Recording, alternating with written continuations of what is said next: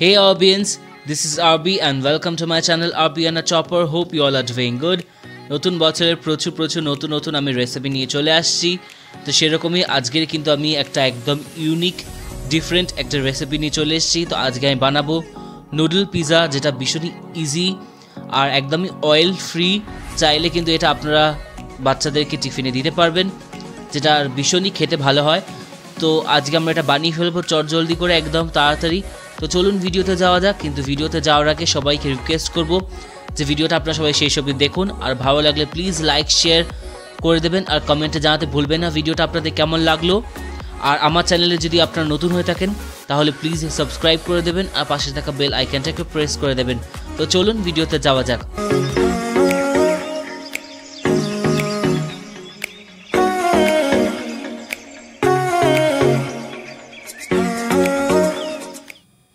তো আমি যেরকম বলেছিলাম এই রেসিপিটা কিন্তু খুব ইজি হতে চলেছে। তো ফার্স্টলি আমি একটা বেকিং ট্রে নিয়ে নিয়েছি, আর তার মধ্যে আমি একটা ফয়েল প্লেস করে তার মধ্যে কিন্তু আমি 1-2 ফোঁটা হোয়াইট অয়েল দিয়ে আমি হালকা করে ব্রাশ করে নিয়েছি। তার মধ্যে আমি অ্যাড করে দিলাম 2 কাপস অফ বয়েলড নুডলস।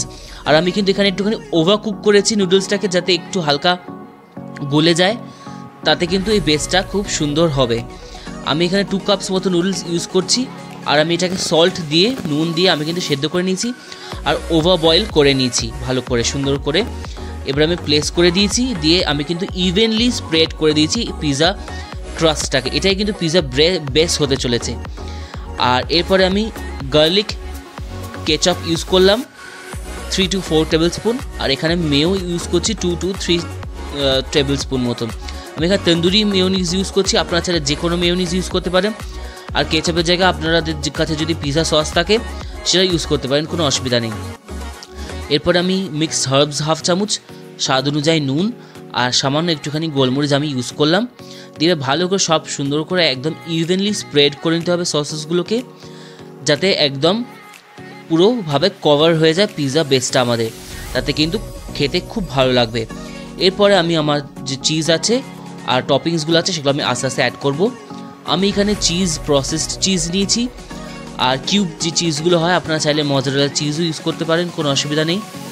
আমি এখানে সুন্দর করে ইভেনলি চিজটাকে স্প্রেড করে দিচ্ছি, তাতে কিন্তু খুব সুন্দর খেতে হবে, দেখতেই পাচ্ছেন।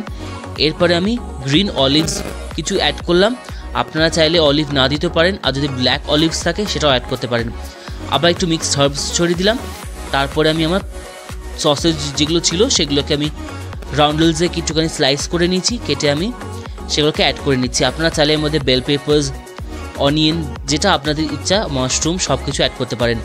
এবারে আমি একটু চিলি ফ্লেক্সও অ্যাড করছি। এবারে কিন্তু এটাকে বেকিংয়ের জন্য আমাকে ওটিজির ভেতর দিতে হবে, আর এটা কিন্তু মাইক্রোওভেনেও হয়, কিন্তু সেটা মাইক্রোওভেন প্রুফ কন্টেনার বা প্লেট ইউজ করবেন।